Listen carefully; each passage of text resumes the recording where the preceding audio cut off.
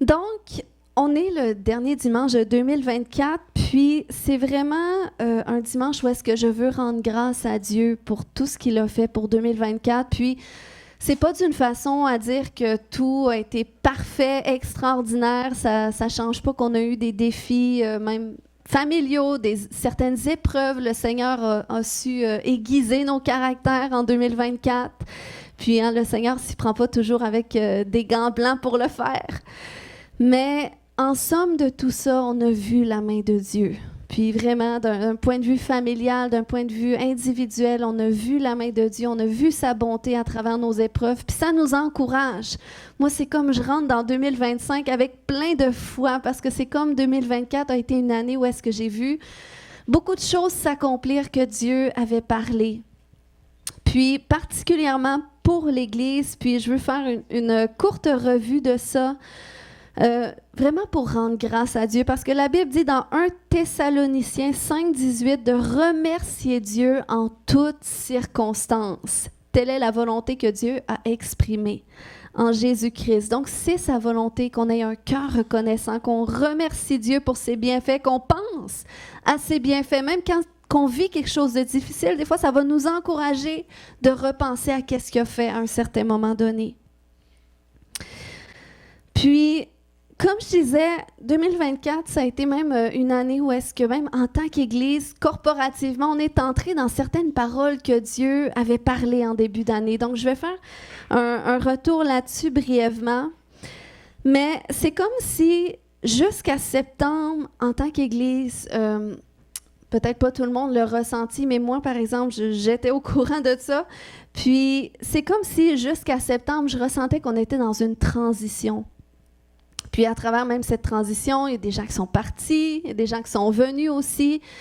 Puis c'est comme quand on est dans une transition, des fois, c'est pas toujours le fun. Tu sais, c'est comme si tu es dans un temps d'attente, puis tu sais pas qu'est-ce qui va se passer de l'autre côté. Des fois, tu vis certaines tensions. Puis c'est comme si on était à cet endroit-là, puis je ne sais pas si c'est parce que septembre, ça l'a marqué l'entrée dans nos 10 ans. On l'a célébré au début octobre, mais c'est vraiment en septembre que ça faisait 10 ans officiellement que l'Église, le centre, était établi ici. Puis, je ne sais pas si c'est à cause de ça, mais c'est comme si à partir de septembre, il y a eu vraiment un shift qui a commencé à s'installer dans l'atmosphère, dans l'Église. Puis, même à partir de cette période-là, c'est comme j'ai vu beaucoup de personnes prendre conscience de leurs raisons pourquoi ils sont dans l'Église. Fait que ça le fait qu'il y a des gens qui se sont affermis dans leur position.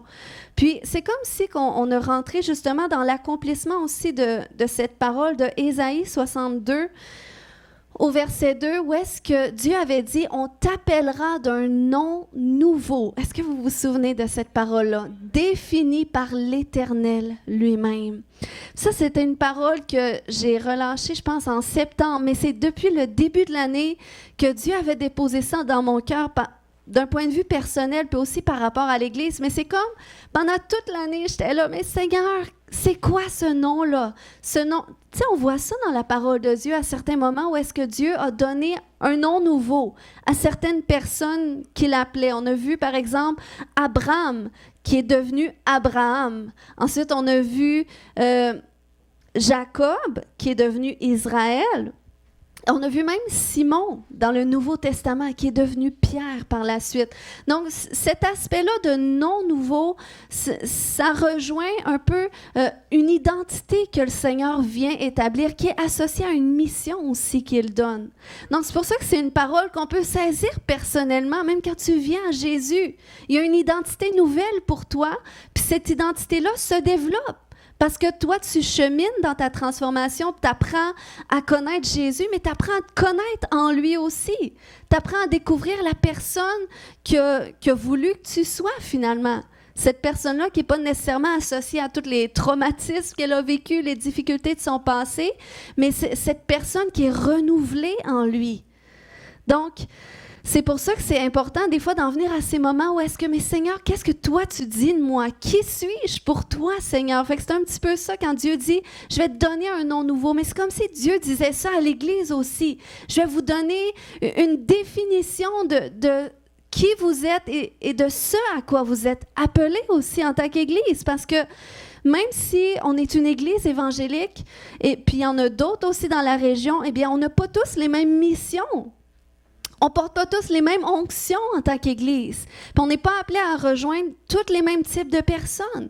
Puis ça, c'est important quand on joint une Église, de le réaliser.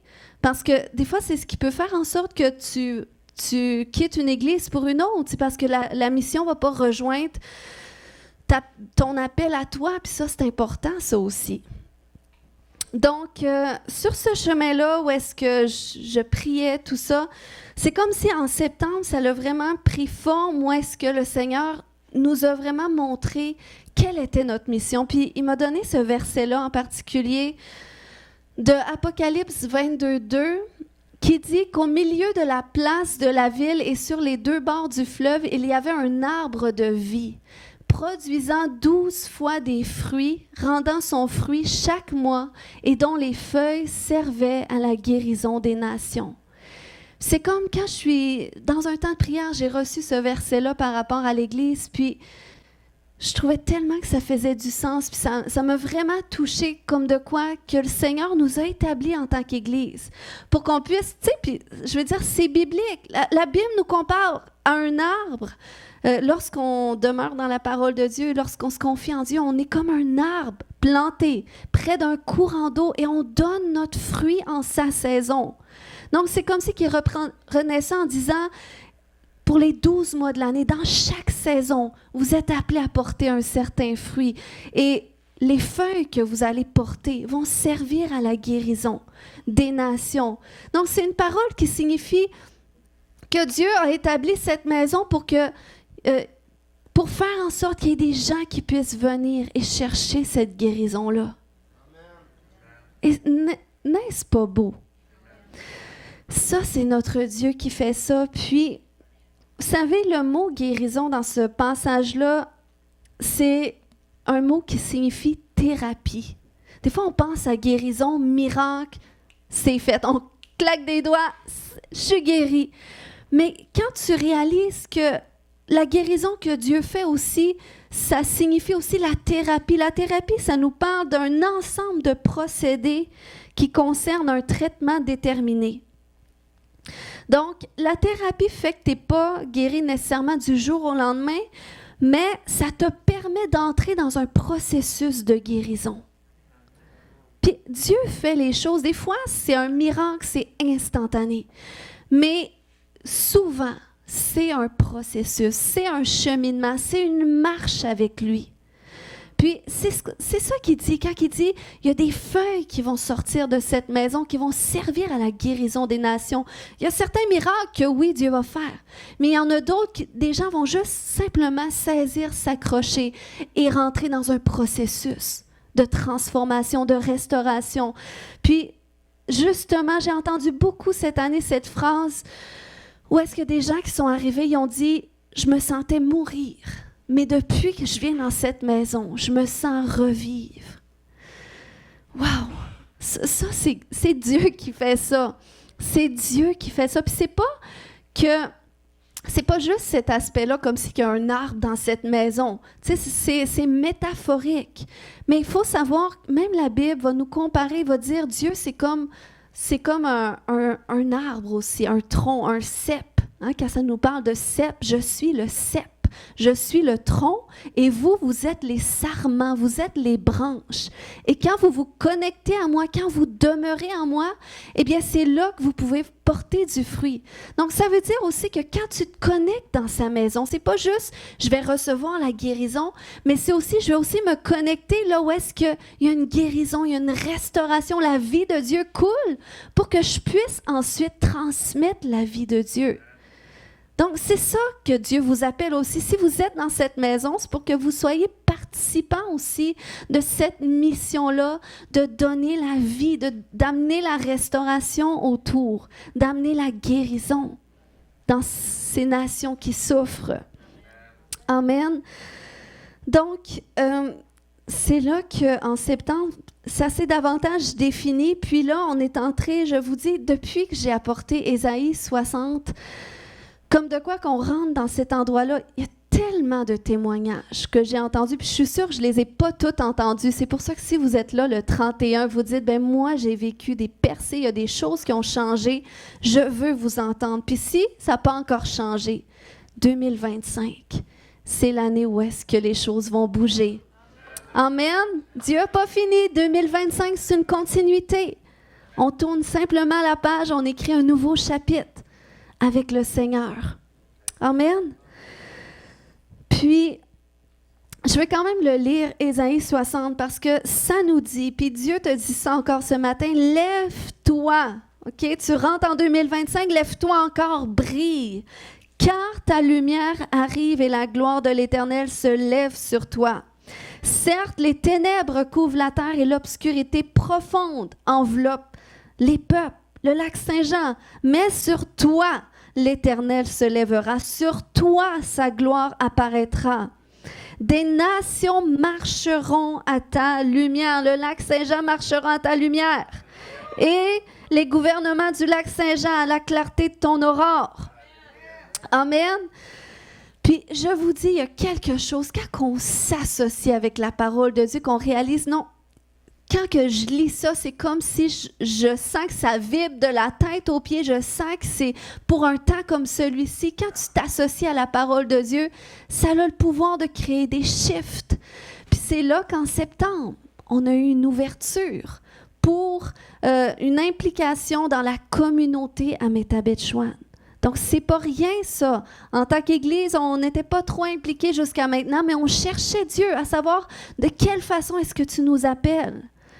Et à un moment donné, suite à ce message-là, il y a quelqu'un qui dit « Mais moi, il y a ça qui brûle dans mon cœur, fait que je vais aller voir à la ville, je vais me déplacer, je vais faire un pas de foi. » Et bang, la porte s'est ouverte.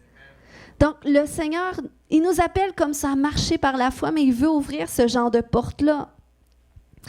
Puis, quand on lit la suite du verset, ça dit « Lève tes yeux et regarde autour de toi, ils se rassemblent tous. Ils viennent vers toi, tes fils arrivent de loin et tes filles sont portées dans les bras. » Je le dis, puis ça me touche beaucoup parce que je sais qu'aussi on a beaucoup de fils et de filles qui ont joint la maison cette année, puis plus que l'année tire à sa fin, plus que de gens, de fils et filles du Père qui sont arrivés dans cette maison. Et vous savez qu'est-ce que ça a accompli? Amen. Comme parole, c'est qu'en début d'année, je ne sais pas si tout le monde se souvient, mais j'avais partagé un mot que j'avais reçu de Dieu. Puis c'est comme, je l'ai vraiment pris d'un point de vue personnel pour tous les aspects de ma vie, mais au début, ça concernait l'Église. Puis je veux juste relire un rêve que j'avais fait il y a 1 an pile, le 29 décembre 2023. J'étais quelque part, puis il y a un homme qui était là dans mon rêve puis qui m'a demandé quel était l'un de mes désirs pour l'Église en 2024. C'était comme un objectif que je mettais devant le Seigneur. Puis c'est comme ce genre de rêve-là, c'est des rêves, tu le sais quand c'est un rêve de Dieu. Tu sais, c'est comme, c'est pas quelque chose que j'avais pensé avant que je fasse ce rêve-là puis que je prononce quelque chose dans mon rêve. Puis là, c'est comme si dans mon rêve, je me suis mis à penser à toutes les petites églises au lac Saint-Jean, les petites églises évangéliques qui ont une 50aine de personnes. Puis c'est comme si je voulais déclarer quelque chose pour mon Église, dire, ben au lieu d'être près de 50, je veux qu'on soit près de 100. C'est comme si le double. Puis, mais là, en disant ça, en voulant dire ça dans mon rêve, je l'ai déclaré pour toutes les églises de la région. Puis ça me fait prendre conscience que, tu sais, quand Dieu veut nous bénir, même en tant qu'Église, il ne veut pas juste nous bénir nous, mais il veut bénir aussi toutes ces maisons, toutes ces familles. Amen. Puis tous les gens. Et là, je me suis mis à déclarer ça, puis là, j'ai compris que, wow, le Seigneur, tu sais, il veut faire le double, veut nous amener à cet endroit de sortir de la mentalité de petitesse, tu sais, je me satisfais de qu'est-ce que j'ai. Non, il veut qu'on désire plus. Il veut qu'on demande plus, parce qu'il veut déverser plus. Donc, j'ai commencé à déclarer ça, puis même il y a des gens aussi qui ont saisi cette parole-là pour leur vie, le double. Puis, ça s'associe avec un verset aussi, parce que c'est une promesse. Dans Ésaïe 61, 7, Dieu dit « Au lieu de la honte, vous aurez une double part. » Tu sais, quand tu as vécu des difficultés, quand tu as vécu des difficultés, Dieu dit, ben, au lieu de ta honte que ça t'a occasionné, je vais te donner une double part. Ça, c'est comment Dieu fait les choses. Il dit, au lieu de connaître l'humiliation, ils crieront de joie en voyant leur héritage. Le Seigneur veut qu'on soit joyeux. Est-ce qu'il y a des gens qui peuvent se voir crier de joie, de dire, enfin, j'espérais pour ça, et wow, Dieu l'a fait. C'est ainsi qu'ils posséderont le double dans leur pays. Non, mais y a-t-il quelqu'un qui est excité ce matin? Il dit, il veut que tu possèdes le double là où est-ce que tu habites en ce moment, là où est-ce que tu te trouves dans la région. Il veut que tu possèdes le double et que ta joie sera éternelle. La joie, c'est pas l'autre côté. L'autre côté, oui, ça va être jusque dans l'éternité, mais c'est maintenant que tu peux goûter à la joie de l'éternité. Amen. Donc ça, c'est une promesse. Puis, c'est juste pour vous dire que ça s'est accompli dans l'Église. OK? Si on met tous les enfants ensemble dans la salle, on était une quarantaine, près de 50 en début d'année. Et là, quand je regarde toute notre liste de noms, parce que là, on s'est dit, on va commencer à comptabiliser les gens qui sont là, les présences, juste pour voir. Et là, en fin d'année, on est plus de 80 sur notre liste. Fait que c'est un double, là. C'est un miracle. Amen. Pour une petite région. Et Dieu va le faire encore. Et je sais qu'il y a encore plus pour 2025. Puis, je vous dis même pour nos jeudis de prière. OK? On se réunit les jeudis pour ceux qui ne savaient peut-être pas. Tous les jeudis, on est pas mal là sur place.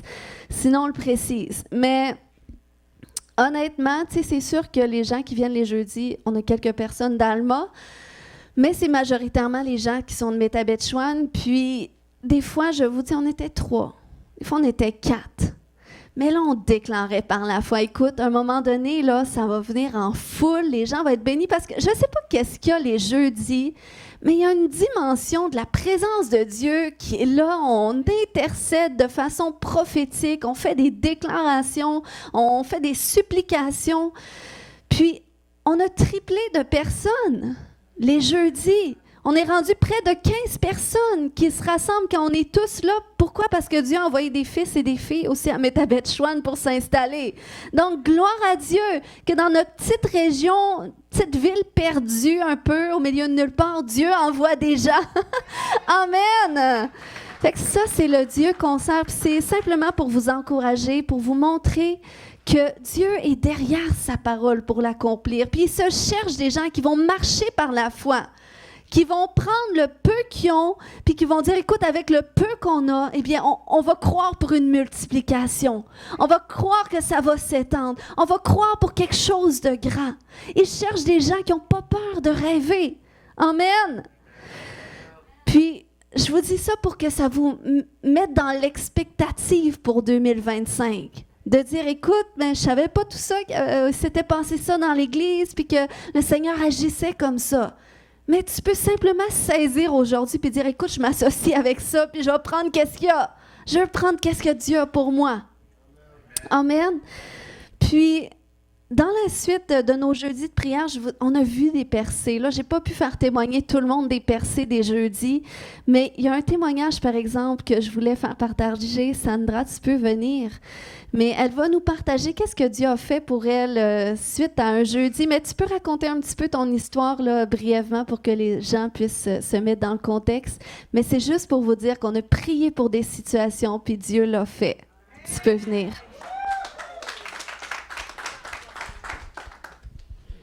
Bonjour. La Bible pouvait dire, c'est de l'abondance du cœur dont la bouche peut parler. Ce matin, je parle parce que mon cœur est tellement dans la joie.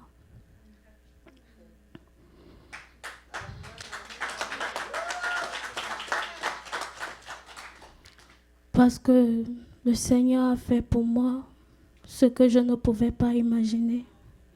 Il a répondu au-delà de mes attentes. Quand je pense encore,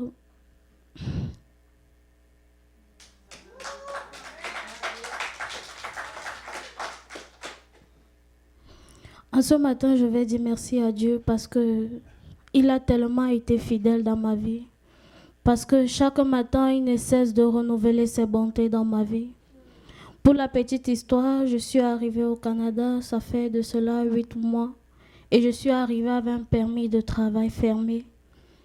Et j'ai juste fait 3 mois de travail et on a résilié mon contrat de travail.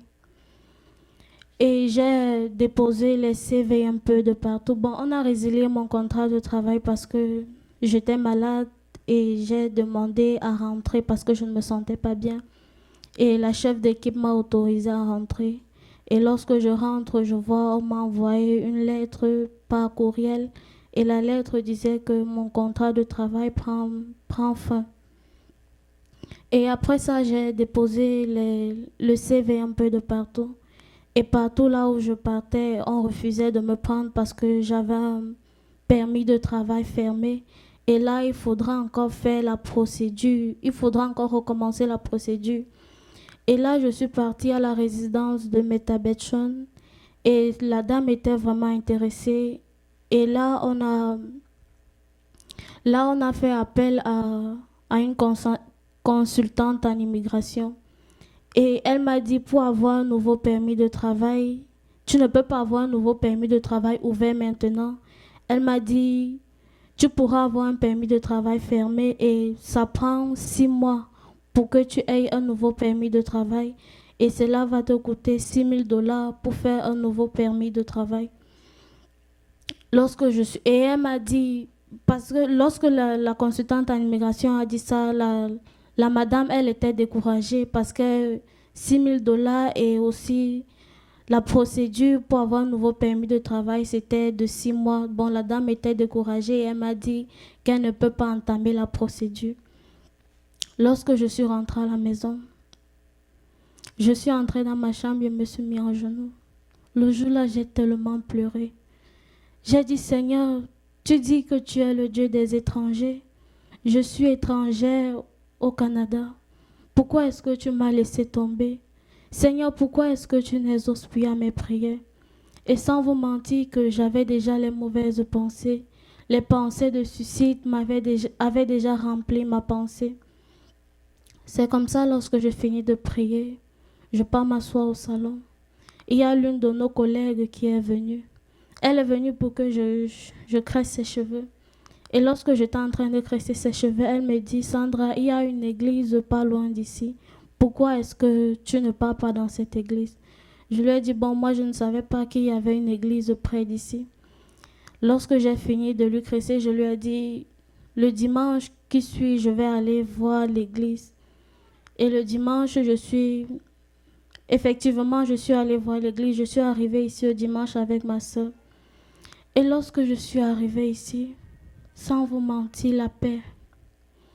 Les mauvaises pensées dont j'avais de suicide, ces pensées m'ont quitté. La paix dont je n'avais pas eu depuis que je suis arrivée ici au Canada. Lorsque je suis entrée dans cette église, j'ai eu la paix.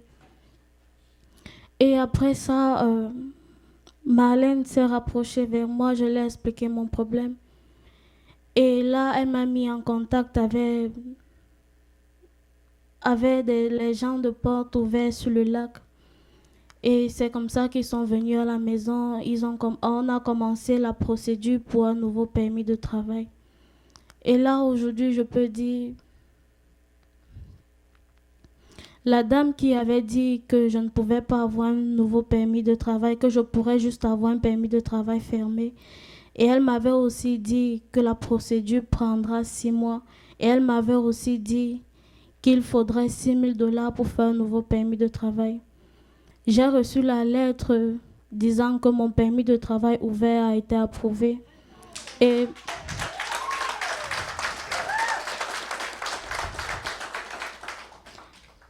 je n'ai même pas dépensé quelque chose. Elle avait dit que cela fera 6 mois, mais ça a juste fait 2 semaines. On m'a envoyé la lettre.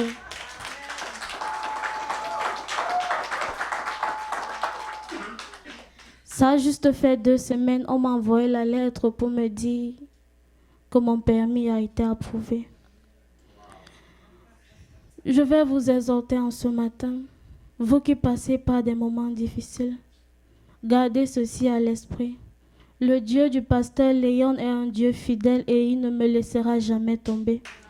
À chaque fois que vous passez par des moments difficiles, gardez ceci à l'esprit et vous allez voir comment Dieu va agir. Je dis aussi merci au pasteur parce que à chaque fois, lorsqu'on venait ici les jeudis, on élevait toujours ce sujet de prière. Et le Seigneur a exaucé mes prières. Lorsque je suis arrivée, je demandais une église à Dieu. Aujourd'hui, je peux dire, il m'a donné plus que ce que j'ai demandé parce que j'avais juste demandé une église. Mais aujourd'hui, il m'a donné une famille. Aujourd'hui, je ne me sens plus seule comme je pouvais me sentir avant.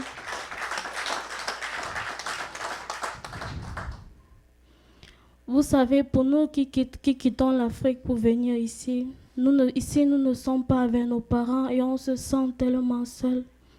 Aujourd'hui, je peux dire merci à Dieu parce que je lui ai demandé une église et il m'a donné une famille.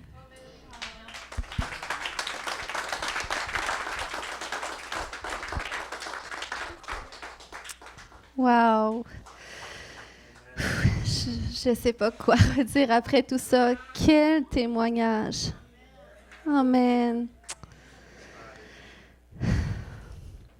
Wow! On est tellement contents, en tout cas, Sandra, de qu'est-ce que Dieu a fait. Puis ça nous inspire aussi, ton parcours. Puis ton partage, ça nous inspire par rapport à notre Dieu aussi qu'on sert. Que des fois, on perd espoir ou on est découragé, mais wow! 2 semaines, 0 à payer sur 6 000 $.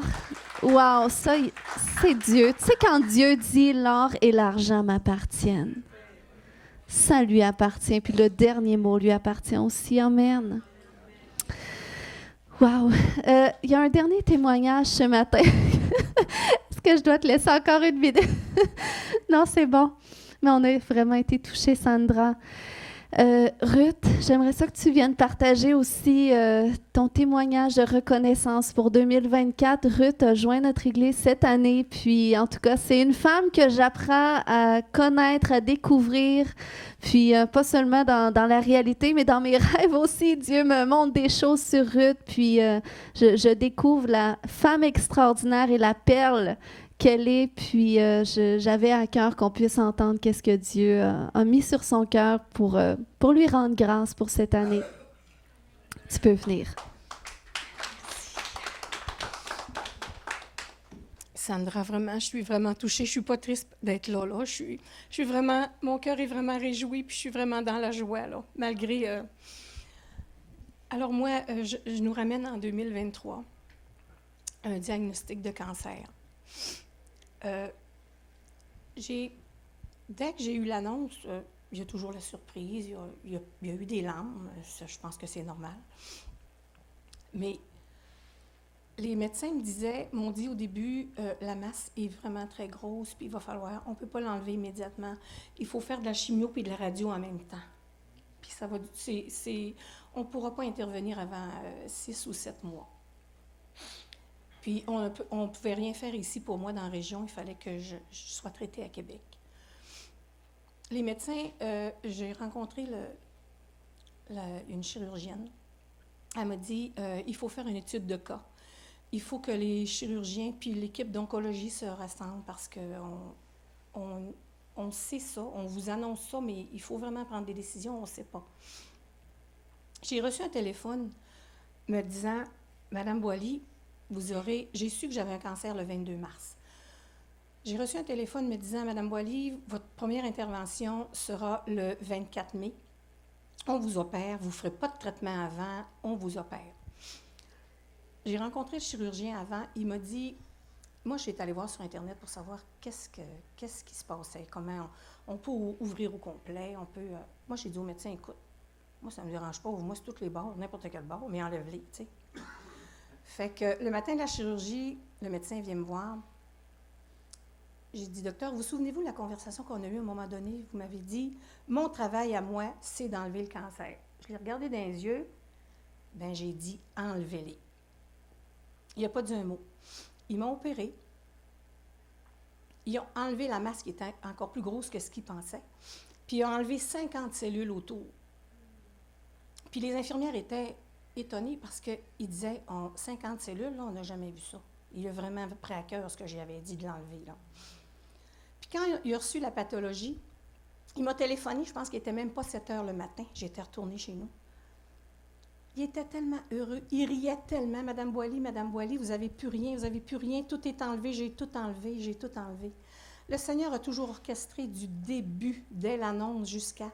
Puis j'ai reçu des soins. Quand le Seigneur il dit, je déploierai mes tendresses par tellement de gens, ma famille, mes enfants, mon mari, les infirmières de l'hôpital, parce que j'ai fait plusieurs séjours, j'ai eu énormément de complications. J'ai eu 5 interventions l'année passée. Mais avec une paix qui n'était pas la mienne, la paix de Dieu. Je suis toujours restée dans une paix qui était incompréhensible, même pour moi. Puis ça demeurait toujours. Je ne vous dis pas que je n'ai pas eu des périodes de découragement, parce que j'ai fait 4 transferts Alma-Québec en ambulance. Là. C'était pas toujours rigolo, puis j'ai failli mourir, vraiment. Mais le Seigneur, il me portait. C'était même par les infirmières de l'hôpital, parce que j'ai fait tout sur le département d'oncologie où est-ce que j'étais. J'ai tellement été hospitalisée souvent que j'ai fait toutes les ailes. Puis les infirmières sont attitrées à une aile, mais ils revenaient me voir dans l'aile où est-ce que j'étais. Puis de la préposée, de la femme d'entretien, du médecin, ils venaient, puis je ne les connaissais pas. Puis ils me disaient, je vais prier pour vous. Notre Église va prier pour vous. Je vais prier pour vous. Des personnes que je ne connaissais pas, des infirmières, puis une infirmière qui est venue à un moment donné, qui me remis une lettre, mais c'était juste en anglais, avec une rose, une fleur qu'elle avait faite en origami. Puis j'ai demandé à Émilie après de me lire la lettre, puis j'aurais dû la porter ce matin, je n'y ai pas pensé, mais c'était tellement beau, tellement bénissant, qu'est-ce qu'elle avait écrit, c'était une déclaration du Seigneur, c'était des bénédictions, puis j'ai eu des prières de plein de sœurs, de frères, d'assemblées, c'était vraiment là, avec du recul, je repense à tout ça, puis je me dis, Seigneur, malgré la route difficile que j'ai dû suivre, que j'ai dû vivre, toutes les fois, à tout moment, à tout instant, il était là. Il me protégeait, il me gardait. Puis sa paix était constante, constamment en moi, constamment. Puis, pour me faire dire, la dernière chirurgie que j'ai reçue en décembre 2023, il a fallu qu'ils replacent une stomie. Puis en janvier, on m'a annoncé que c'était pas guéri. J'avais plus de cancer, mais c'était pas guéri. Il y avait encore une fuite.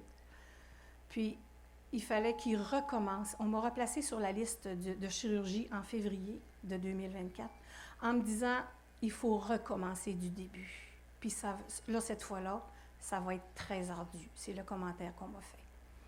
Mais sa paix était là. Sa paix, puis j'avais la foi. Puis j'avais dit à mes enfants, je ne mourrais pas. Je savais, c'était une conviction ferme en moi, je savais que je ne mourrais pas. Je le savais. Puis, je passais des examens souvent, très souvent. C'était pas guéri, mais on priait. J'ai joint l'Assemblée ici en février. Je vous ai trouvé, je nous ai trouvés, vraiment. J'ai un sentiment d'appartenance, je suis bénie avec les enseignements que Pasteur Léane nous apporte, avec les réunions de prière, avec les prières à toutes les fois.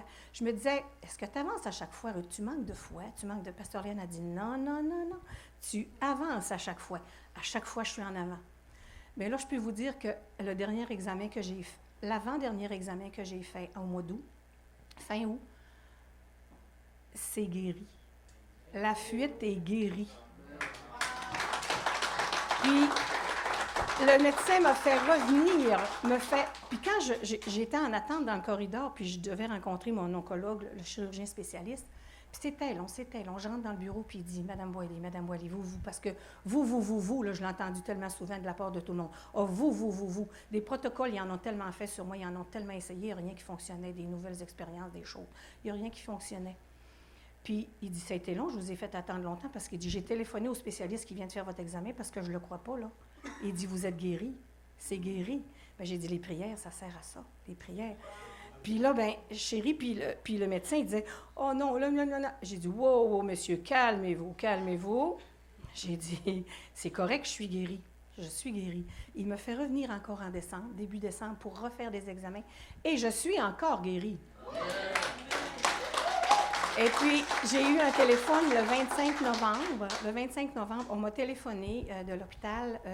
Il a changé ma chirurgie, qui était une chirurgie reconstructive du début, à juste à enlever la stomie, à me reconnecter, à enlever la stomie tout simplement, une chirurgie mineure. Puis, ils m'ont téléphoné le 25 novembre pour me faire l'entretien péréopératoire. Puis, ils m'avaient dit dans les premiers jours de décembre. Là, j'avais hâte. Je me disais, tout le long de l'année 2024, je me disais, les gens disaient, tu dois avoir hâte. J'avais pas tellement hâte d'être toute réouverte, puis tout ça. J'avais pas tellement hâte, mais j'avais la foi, puis ma paix était là. Puis, je disais, c'est pas grave que ce soit pas mon tour, j'en ai plus de cancer, je suis guérie, j'en ai plus. J'en ai plus de cancer. Il y a tellement de gens qui l'ont. S'ils l'enlèvent à d'autres personnes, merci Seigneur, c'est ce que je veux. Mais au mois de décembre, quand ils m'ont téléphoné et qu'ils m'ont dit, dans les premiers jours, là, ça va être votre tour, vous allez avoir votre chirurgie. Là, je priais, ma prière avait changé. Pasteur Léane disait, là, je veux que ce soit mon tour. Ça n'a pas été mon tour, mais c'est pas grave. Ça va l'être bientôt, j'en suis persuadée, mais je suis guérie. Puis, au début, je disais, il me disait, vous allez avoir une stomie, tout ça. Bien, je disais, choisis la vie, choisis la stomie. Mais sincèrement, là, puis le Seigneur, il le sait, la stomie, j'aime pas ça. J'aime pas ça, puis le Seigneur, il le sait. Puis à un moment donné, je priais, j'étais dans ma chambre, puis je disais, Seigneur, je veux plus, je veux être complètement guérie, je veux être guérie. Puis le Seigneur, il me dit clairement, je me suis arrêtée, puis il me dit clairement, t'es guérie, t'en as plus de cancer. T'en as plus de cancer. Mais j'ai dit, je sais, Seigneur, que j'en ai plus de cancer. Tu l'as enlevé. Tu as permis à l'homme de lui donner les connaissances. Puis avec ta main, tu m'as guidée, tu les as guidés. J'en ai plus de cancer, mais je ne veux plus de stomie non plus. Puis ça a toujours été difficile. Puis là, je suis guérie et je n'aurai plus de stomie.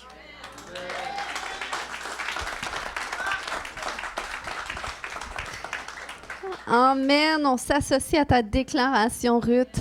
Amen. Quel Dieu bon concert. Est-ce que ça vous encourage ce matin, ces témoignages?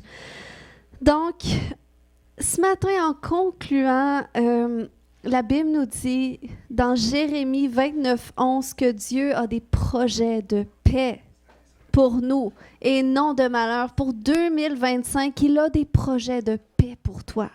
Il y a un avenir pour toi. C'est pas la fin, comme il a dit à Ruth. C'est pas la fin, même si la peur voudrait des fois nous dire c'est peut-être la fin. Non, c'est pas la fin. Tu sers un Dieu qui a encore une autre histoire qu'il veut écrire avec toi. Amen. Et c'est des projets de paix pour que tu sois heureux. Puis, il faut se dire que si Dieu forme des projets à notre égard, c'est parce que Dieu est intentionnel aussi dans sa façon d'aborder la vie à notre égard. Il n'y a rien qui se produit par hasard. Tout est pour un but, puis ça nous enseigne que si Dieu est intentionnel à notre égard, nous aussi, on doit être intentionnel dans notre façon d'aborder la vie. Puis comment est-ce qu'on peut être intentionnel en terminant 2024? C'est en repensant, oui, aux bienfaits de Dieu, mais c'est aussi en repensant peut-être à nos épreuves, à voir, est-ce qu'il y a des leçons que je peux en retirer? Peut-être que là, je suis encore dans des choses qui ne sont pas réglées. Mais est-ce que Dieu essaye de m'enseigner quelque chose là-dedans? Et ça, c'est une façon d'être intentionnel parce que Dieu va se servir des épreuves pour nous faire grandir. Donc, c'est cet aspect-là. Puis il y a aussi cet aspect de chercher à être intentionnel pour 2025. Seigneur, qu'est-ce que tu as comme projet pour moi en 2025? Qu'est-ce qui est sur ton cœur pour ma vie? Et ça, dans les prochaines semaines, on va rentrer un petit peu plus en profondeur là-dedans pour entendre Dieu nous parler personnellement, pour qu'on puisse commencer l'année déjà avec des petites directions du Dieu, un petit blueprint, comme on dit, du Seigneur pour savoir dans quelle direction est-ce qu'on s'en va. Puis c'est comme ça qu'on peut être intentionnel, qu'on peut faire qu'est-ce qu'on doit faire. On va se préparer pour vivre qu'est-ce que Dieu a pour nous.